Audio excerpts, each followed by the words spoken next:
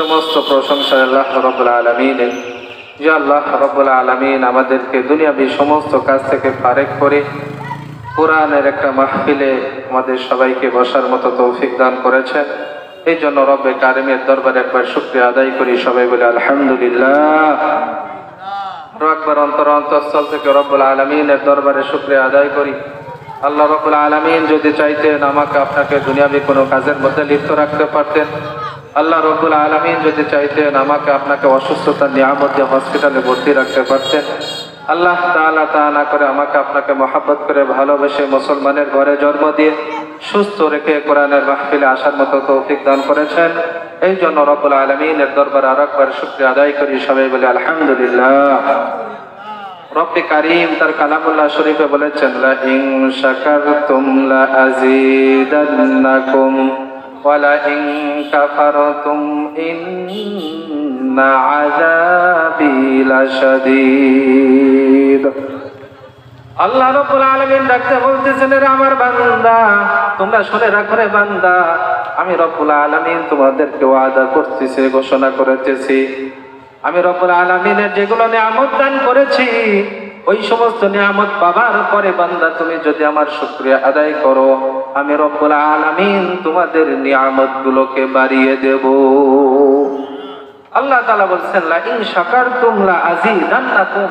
বান্দারে, তোমরা যদি আমার নিয়ামত পাবার পরে আমার শুকরিয়া আদায় করো, তো রব্বুল আলামিন বলতেছে আমি তোমাদের নিয়ামত গুলোকে বাড়িয়ে দেব। ওয়ালা ইন কাফারতুম ইন্না আযাবি লাশাদীদ। পরের অংশে আল্লাহ তাআলা বলতেছেন, বান্দা তুমি যদি আমার এই নিয়ামতের শুকরিয়া আদায় না করো, কৃতজ্ঞতা প্রকাশ না করো, যদি না স্বীকার করো, ইন্না আযাবি লাশাদীদ, তাহলে বান্দা আমার আযাব অতি ভয়াবহ, অতি কঠিন, অতি ভয়াবহ শাস্তি তোমার জন্য অপেক্ষা করতেছে। আল্লাহ তাআলা এখানে বলেছেন যদি বান্দা তুমি শুকরিয়া আদায় করো তো বান্দা তোমার নিয়ামত গুলোকে বাড়িয়ে দেব। আমরা জানি হাজার হাজার মানুষের হাজার হাজার চাহিদা, তো রব্বে কারীম আমাদের কোন চাহিদাগুলোকে পূরণ করিয়ে দিবেন? মুফাসসির কিরাম বলেছেন, রব্বে কারীম আমাদের যাবতীয় চাহিদাগুলো আল্লাহ তাআলা আমাদেরকে পুরা করে দেবেন। সবাই বলে সুবহানাল্লাহ। লাখো কোটি দরুদ ওই মহান ব্যক্তির উপরে যিনি এখনো সবুজ গম্বুজের নিচে শুয়ে ইয়া উম্মতি বলে কান্না করতেছেন, যিনি রাহমাতুল লিল আলামিন হিসেবে আল্লাহ তাআলা প্রেরণ করেছেন, সেই মহান ব্যক্তির উপরে সংক্ষিপ্ত দরুদ পাঠ করি। সবাই বলে সাল্লাল্লাহু আলাইহি ওয়াসাল্লাম। সম্মানিত উপস্থিতি, রাসূল কারীম সাল্লাল্লাহু আলাইহি ওয়াসাল্লামের হাদিস থেকে জানা যায়, আমরা পড়েছি জানি, আল্লাহ রাসূল সাল্লাল্লাহু আলাইহি ওয়াসাল্লাম ইরশাদ করেছেন, ও আমার গুনাহগার উম্মত, তোমরা যদি আমার উপর একবার করে দরুদ পাঠ করো, তো ওই সমস্ত দরুদগুলো দুনিয়ার মধ্যে সব সময় ফেরেশতারা ঘোরাফেরা করে। একদল ফেরেশতা আছে যাদেরকে আমি সাংবাদিক বলে থাকি, ওই সমস্ত সাংবাদিক ফেরেশতারা তোমার ওই সমস্ত দরুদগুলো আমার কাছে পৌঁছায় দেয়। রাসূল কারীম সাল্লাল্লাহু আলাইহি ওয়াসাল্লাম আবার একটা হাদিসে বলতেছেন যে যদি কোনো আমার গুনাহগার উম্মত আমার উপর একবার দরুদ পাঠ করে, রব্বে কারীম তার 10টা নেকি দান করে দেয়। শুধু তাই নয়, রাসূল কারীম সাল্লাল্লাহু আলাইহি ওয়াসাল্লাম আরো ইরশাদ করে যে 10 বার ওই ব্যক্তির উপর রব্বে কারীম রহমতের দৃষ্টিতে তার দিকে তাকায়। শুধু তাই নয়, 10টা রহমত বর্ষণ করে এবং 10টা সম্মান তাকে উঁচা করে দেয়। রাসূল কারীম সাল্লাল্লাহু আলাইহি ওয়াসাল্লামের উপরে দরুদ পাঠ করলে আরো কিছু ফায়দা আমাদের উস্তাদে মুহতারাম আমাদের ক্লাসে একদিন বলেছিলেন, কিয়ামতের মাঠে হাসরের ময়দানে বান্দারা নাকি যখন জাহান্নামের ফয়সালা হয়ে যাবে, জাহান্নামের গেটদারওয়ান রেদওয়ান যখন এই গুনাহগার বান্দাকে জাহান্নামের দিকে টেনে হিঁচড়ে নিয়ে যাবে, যখন আল্লাহ তাআলার পক্ষ থেকে জাহান্নামের ফয়সালা হয়ে যাবে, আল্লাহ তাআলা বলবেন, ও আমার ফেরেশতারা তোমরা কে কোথায় আসো, খুযুহু ফাগুল্লু সুম্মাল জাহিমা সাল্লু, এই সমস্ত বান্দাদেরকে ধরো, পাকড়াও করো এবং টেনে হিঁচড়ে তাদেরকে জাহান্নামের দিকে নিয়ে যাও। যখন এইভাবে গুনাহগার বান্দাকে, গুনাহগার উম্মতকে জাহান্নামের দিকে টেনে নিয়ে যাওয়া হবে, তখন নাকি রাসূল কারীম সাল্লাল্লাহু আলাইহি ওয়াসাল্লাম জাহান্নামের ওই গেটদারওয়ান রেদওয়ান নামক ফেরেশতাকে ডাকতে বলবেন, ও ভাই ফেরেশতা তুমি এদিকে একটু দাঁড়াও। ফেরেশতা তখন দাঁড়িয়ে যাবে, তখন ফেরেশতাকে আল্লাহ রাসূল জিজ্ঞাসা করবে, ভাই ফেরেশতা একে তুমি কেন টেনে হিঁচড়ে জাহান্নামের দিকে নিয়ে যাচ্ছ? তখন এই ফেরেশতা বলবে, ও পয়গম্বর মুহাম্মদুর রাসূলুল্লাহ সাল্লাল্লাহু আলাইহি ওয়াসাল্লাম, আপনার এই গুনাহগার উম্মতের তো জাহান্নাম ফায়সালা হয়ে গেছে, আল্লাহ তাআলার পক্ষ থেকে আদেশ হয়ে গেছে যে এই বান্দাকে যেন জাহান্নামের দিকে নিয়ে যাওয়া হয়, তো আমি এই কারণে জাহান্নামের দিকে নিয়ে যাচ্ছি। তখন রাসূল করিম সাল্লাল্লাহু আলাইহি ওয়াসাল্লাম বলবেন, মানি না এই কথা, তুমি এখন দাঁড়াও, তোমার আমার সামনে এর মিজানের পাল্লা আবার মাপা হোক। রাসূল করিম সাল্লাল্লাহু আলাইহি ওয়াসাল্লামের সামনে আবার তার গুনাহের পাল্লা, মিজানের পাল্লা, সওয়াবের পাল্লা তার মাপা হবে। যখন নাকি রাসূল করিম সাল্লাল্লাহু আলাইহি ওয়াসাল্লাম দেখবে যে হ্যাঁ তার গুনাহের পাল্লাটা ভারী হয়ে গেছে, সওয়াবের পাল্লাটা উঁচা হয়ে গেছে, রাসূল করিম সাল্লাল্লাহু আলাইহি ওয়াসাল্লাম তখন একটা কাজ করবেন। আমাদের উস্তাদ মুহতারাম বলেছেন, পকেট থেকে একটা সাদা টুকরা কাগজ ওই সওয়াবের পাল্লাতে রাখবে। সওয়াবের পাল্লাতে ওই কাপড়ের টুকরাটা রাখতে দেরি, সাথে সাথে সওয়াবের পাল্লাটা ভারী হইতে দেরি করবেন না, বলেন সুবহানাল্লাহ।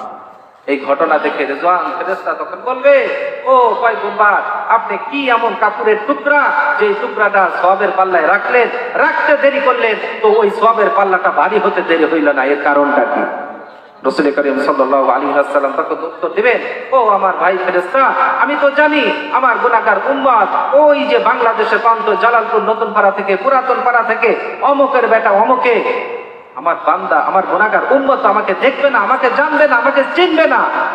ওইখান থেকে জালালপুরের নতুন পাড়া থেকে, পুরাতন পাড়া থেকে, কোরআনের একটা মাহফিল থেকে একবার আমার উপর দরুদ পাঠ করেছিল। আমি তো ওই পয়গম্বর নয়, ওই দরুদটা তো আমি ফেলে দিতে পারি না। ওইখান থেকে একবার দরুদ পাঠ করা হয়েছিল, ওই দরুদটা আমি এই কাপড়ের টুকরাতে রেখে দিয়েছিলাম যে এক সময় বিপদের সময় কাজে আসবে। সেই দরুদটা পড়েছিল, ওই দরুদটা আমি এখানে রেখে দিয়েছিলাম, ওই দরুদটা আজকে এখানে আমলের পাল্লায় রেখে দিয়েছিলাম।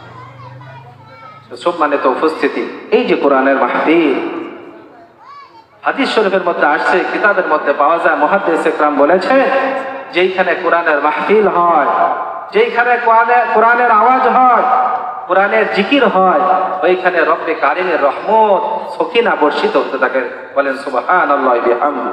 এই যে কোরআনের মাহফিল, আমরা যারা এখানে বসে আছি, হাদিস শরীফের মধ্যে আসছে যে এদেরকে ফেরেশতারা রহমতের ডানা দিয়ে তাদেরকে বেষ্টন করে রেখেছে।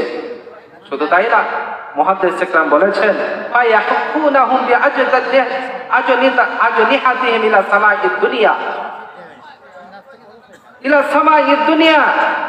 মুহাদ্দিস ইকরাম বলেছেন, ফেরেশতারা এই দুনিয়ার মধ্যে যখন ঘোরাফেরা করে, যখন কোনো কোরআনের মাহফিল দেখে, কোরআনের জিকির দেখে, আল্লাহ তাআলার জিকির দেখে, ওইখানে সমস্ত ফেরেশতারা এই কোরআনের মাহফিলের প্যান্ডেলে আনাসে কানাসে ভরে যায়। দ্বিতীয় দল যখন আসে, তারা মাহফিলে যখন জায়গা পায় না, ওই দ্বিতীয় দল এসে প্রথম দলের কাঁধের উপরে বসে। তৃতীয় দল আরেকটা আসে, তখন তারা আর জায়গা বসার পায় না, তখন আবার ওই দ্বিতীয় দলের কাঁধে বসে। এভাবে বসতে বসতে বসতে বসতে ইলা সামাঈদ দুনিয়া, মুহাদ্দিস ইকরাম বলেছেন যে প্রথম আসমান পর্যন্ত এরকম ফেরেশতাদের একটা সারি হয়ে যায়, বলেন সুবহানাল্লাহ।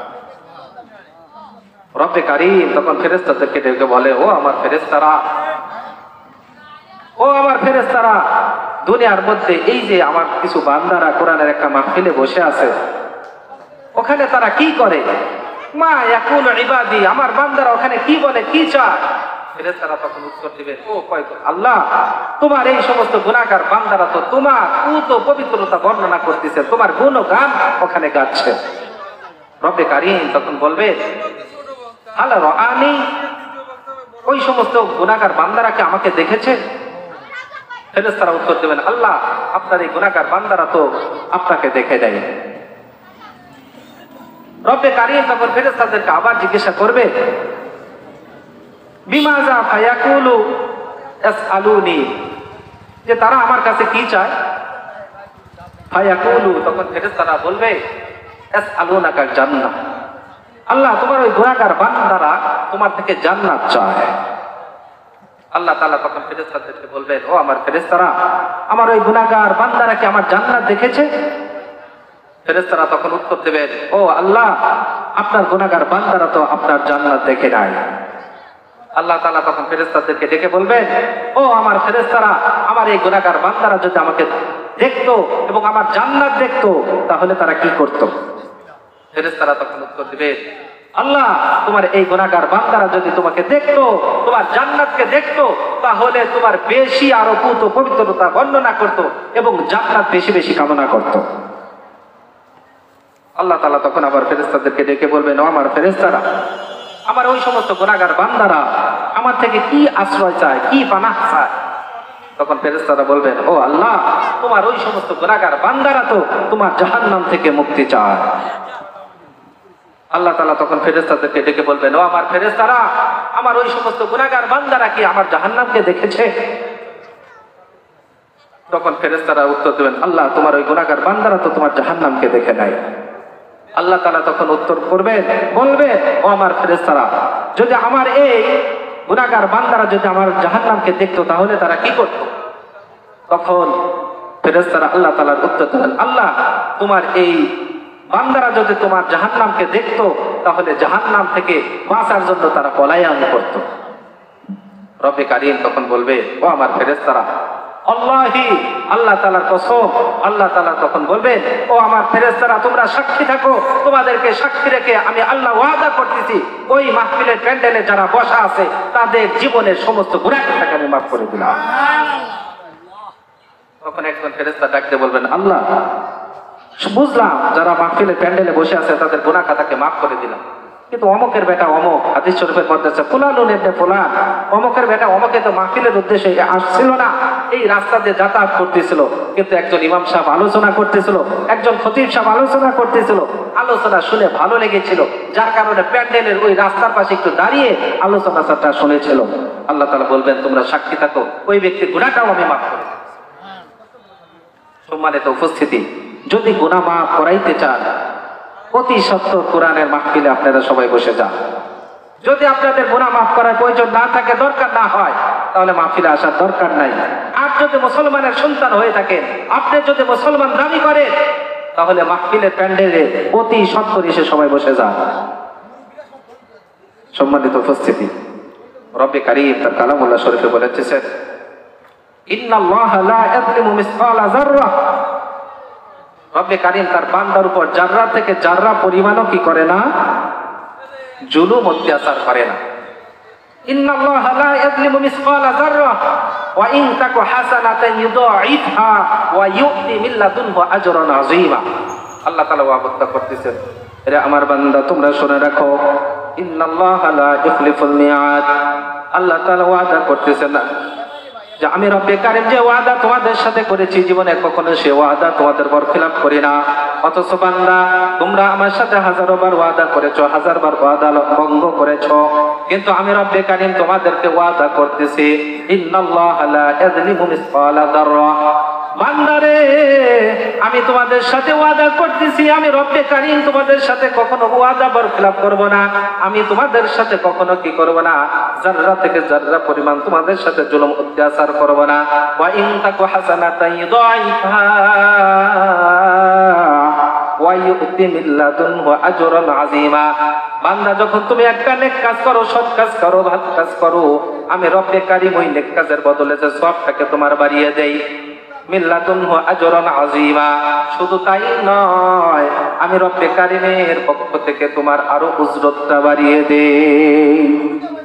আল্লাহ তাআলা ওয়াদা করেছেন, ইন্নাল্লাহা লা ইয়াযলিমু মিসকালা যাররা, বান্দা, তোমাকে আমি জাররা থেকে জাররা পরিমাণও, অনু পরিমাণও জুলুম করি না।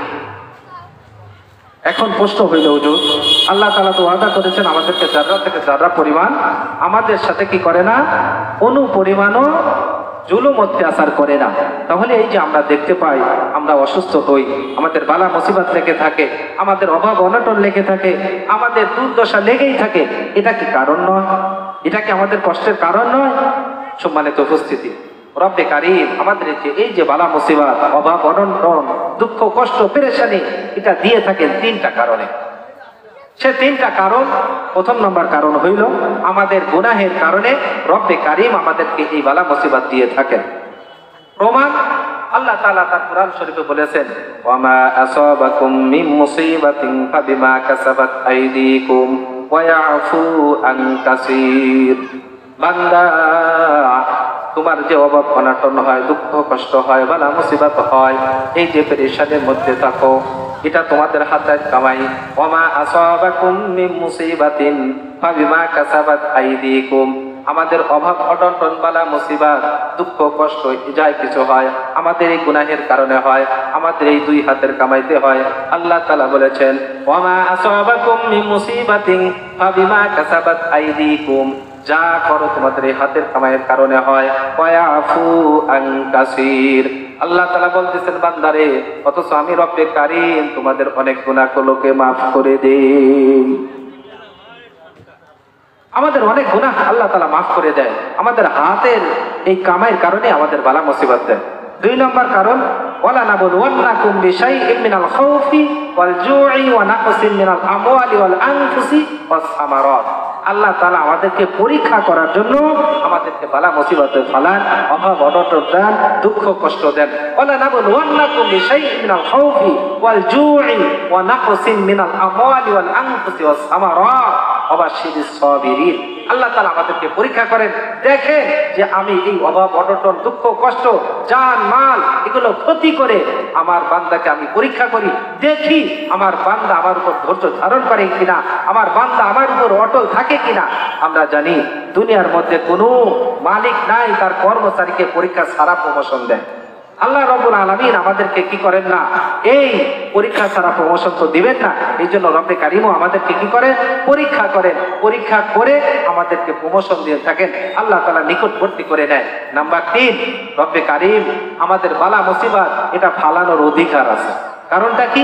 কারণ আমরা বাজার থেকে যদি একটা গরু ছাগল ভেড়া বকরি কিনে নিয়ে আসি সেটার মালিক আমরা হয়ে যাই, তখন যেটা ওইটাকে যদি জবে করি ওই পশুটার কি থাকে না, এটা অধিকার থাকে না যে মালিককে বলা তুমি আমাকে জবে করতে পারো না। কারণটা কি? কারণটা হইলো পশুর নিজের দায়িত্ব কোনো কিছু থাকে না, তখন মালিকের হাতে চলে যায়। তো রব্বে কারীম আমাদেরকে কি করেন নাই, কেনেন নাই, খলাকতু বিয়াদাইয়া, আল্লাহ তাআলা বলতেছেন বান্দারে তোমাকে আমি নিজে হাতে বানাইছি, কুন ফায়াকুন বললে তুমি তৈরি হয়ে যাইতা, কিন্তু আমি সেটা বলি নাই, আমি খলাকতু বিয়াদাইয়া 23 নম্বর পারায় আল্লাহ তাআলা বলতেছেন তোমাকে নিজে হাতে বানাইছি। আল্লাহ তাআলা যেহেতু আমাকে কেনেন নাই, নিজে হাতে বানাইছেন, বানানোর কারণে আমাদের বালা মুসিবত ফেলানোর তার অধিকার আছে। এই 3টা কারণে নাম্বার 1 একটা হইল আল্লাহ তাআলা আমাদের গুনাহের কারণে বালা মুসিবতে ফেলায়। 2 নম্বর কারণ হইল আল্লাহ তাআলা আমাদেরকে পরীক্ষা করার জন্য কি করেন, বালা মুসিবতে ফেলান। 3 নম্বর কারণ হইল আল্লাহ তাআলা আমাদেরকে বালা মুসিবত অভাব অনটন দুঃখ কষ্ট দেওয়ার জন্য এটা তার অধিকার আছে, এই কারণে আল্লাহ তাআলা আমাদেরকে বালা মুসিবতে ফেলান।